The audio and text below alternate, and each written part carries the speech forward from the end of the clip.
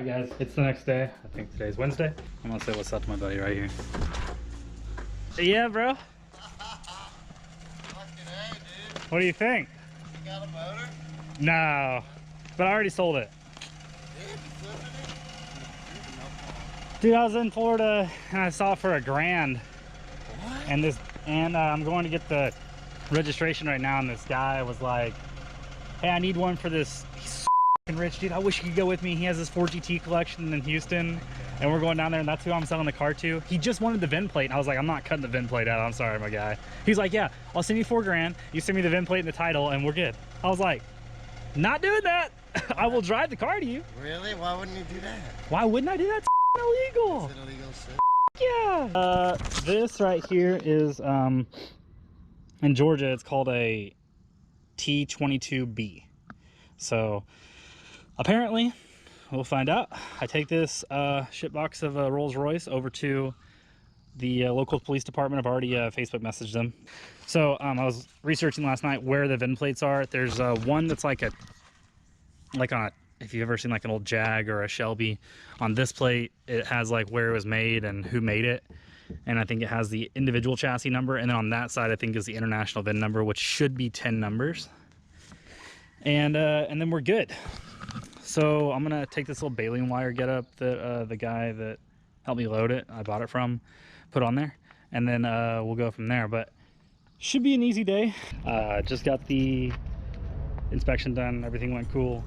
The only thing that I was wrong about is that it doesn't have a 10 digit VIN number. It has a 7, which 3 is the 3 are just like the designation of what kind of Rolls-Royce it is, and then 4 of them are the series, the exact like chassis number. I had a Jaguar once that we sold, and I thought that there was a VIN and a chassis number, but on this car it's all the same. So let me show you that right now. It's right here. It's hard to see, but it's SRX 6141.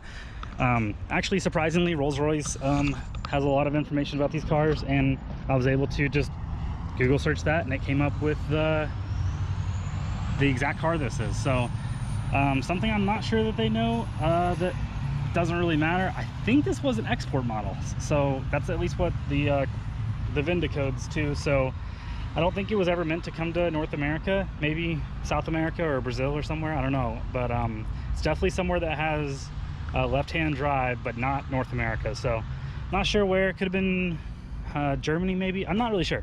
So we'll see. I got the rolls over here at the DMV. I'm just gonna go see what happens. So we'll see what all plays in. I'll let you guys know.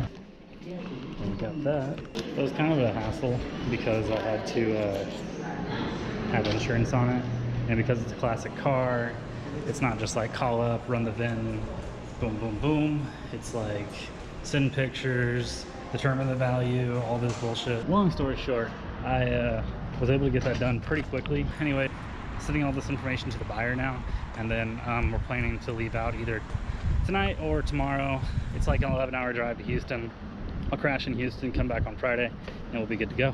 I'll keep you guys in the loop, okay? What's up? Before I can show you anything, I have to have you like, comment, and subscribe. This is kind of a new thing for us, my wife and I. So I really want to make this grow as fast as possible so that I can do a lot more cool stuff like this when I think that a lot of these cars are being like looked over. It's now Friday morning. If you remember, I picked this car up on Monday. And I've moved the U-Haul drop-off. It was still only $100. Moved it from Atlanta to, or Smyrna rather, to Houston, Texas, where the buyer of the Rolls-Royce is. He sent me the PayPal deposit yesterday. I went and got the registration, everything like that, knocked out. So now I just have to get the car to Houston, which is the honestly the most difficult part. I'm just gonna gas up the truck. It's got a 36-gallon tank, which is the biggest one you can get in an F-150. Pretty sure if you're a Ford nerd, I'm sure you'll correct me, but I'm just gonna get some gas in the truck, and then we're gonna make the first drive. My truck is a 2.7 F-150 two-wheel drive. That's the EcoBoost engine, the smaller one, and it gets like tremendous gas mileage. I mean, like insane gas mileage. I'm just gonna get, I was like cream soda and some stuff like that, and we'll go from there. All right, so I think the truck's full. but I got some cream soda, and then still get to go visit this guy, meet this guy who's got a really cool car collection, and make that network connection, and possibly be his guy if he needs something in the future. Is a plus. And I got to visit Vince and check out the SLK, which I'm still super pumped over. I can't believe that car is actually mine. What's going on, guys? I'm in Biloxi. That's our first stop. I think I might be able to get all the way to Houston just on 2 tanks, which is pretty good. I gotta figure out a way to get this. Oh, whatever. So we're about halfway there, maybe, I would say. Let's see what kind of gas station food I can get. I think the beef jerky from Love's is the best. If you guys have never had this, it's made by a company called Robertson's. It's in Oklahoma, and it is so good. Coconut Red Bull, it's a good one.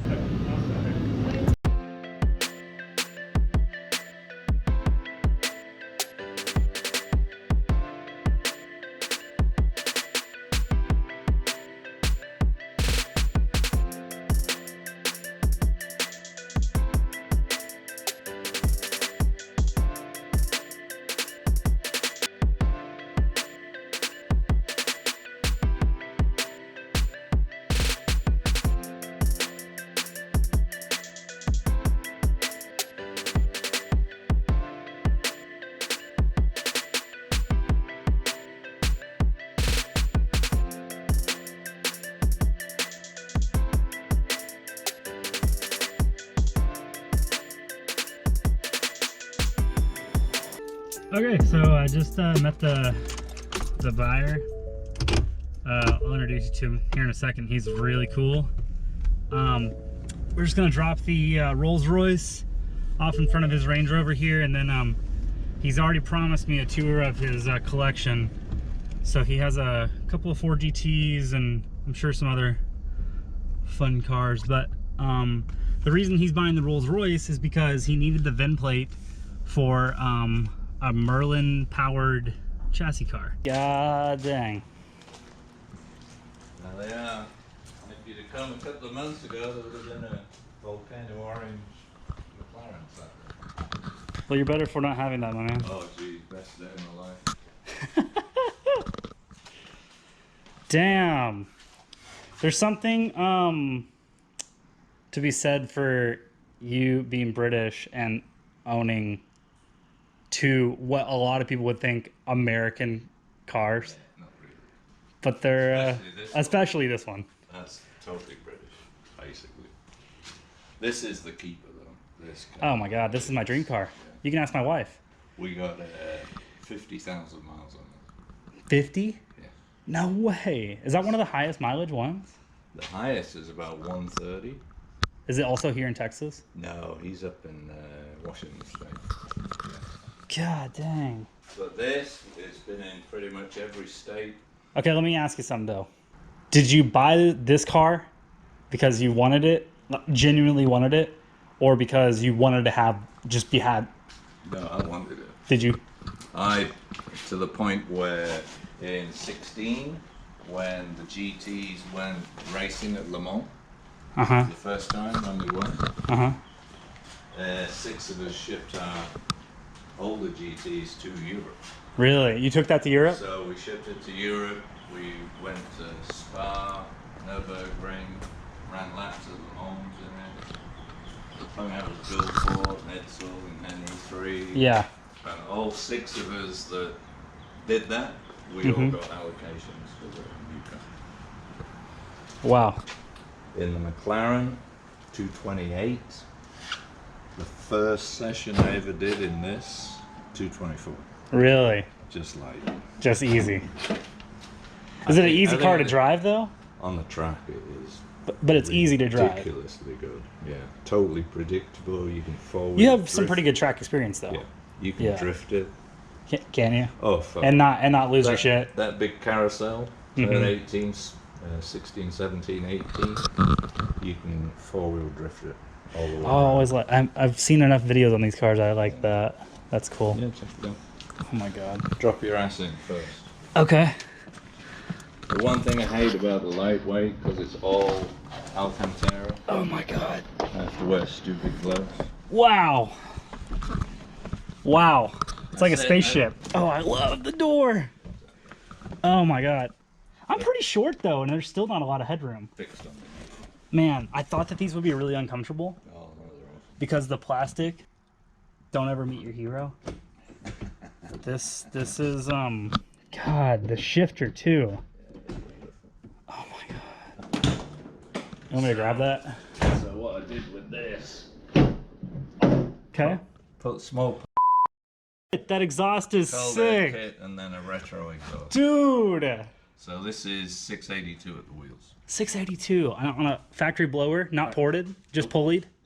Just a pulley in tune. No shit. Is it do you have a lower pulley as well? Nope. Nuh-uh. 682, that's wild. To the tire? Because at the wheels, yeah. Whoa. So Oh yeah. I remember It that. has all this stamped out. Man. So it looks factory, but it's It looks so cool. These cars are so cool. oh, they're awesome. When you were in Europe with this car, how fast did you have it? I never ran more than about 135 on the autobahn. 135? Yeah, I've had this up to 180. Oh, dude. You weren't supposed to exceed 168, otherwise you get disqualified. On what? Oh, on this road On race? this Big Bend. You couldn't go slower than 130, you couldn't go faster than 168, and the radar clocked me at 168.5, and it's like, fuck DQ. it. No. Oh, they I let you said, slide? No, we like it. Yeah. Oh, this is the Mustang? The wheels off the ground. I love that. Oh, on the back corner. Oh, you must have been hauling. No, that's my buddies. Okay, guys, so that was the story of buying a Rolls-Royce out of a guy's garage shop thing for $1,000, networking with the right people, and selling it for $4,000. And I met the guy, and he showed me around his Rolls-Royces and the Ford GTs, and I'll probably never get that experience again. The guy's really cool, and we're gonna stay in contact, so I'm sure that I'll see him later in my life for sure. But all that to say, like, right place, right time, don't be afraid to make a deal. So that's it. Thanks for following Red, White, and Boosted. Like, comment, subscribe. If there's anything that you thought I could have done better, let me know.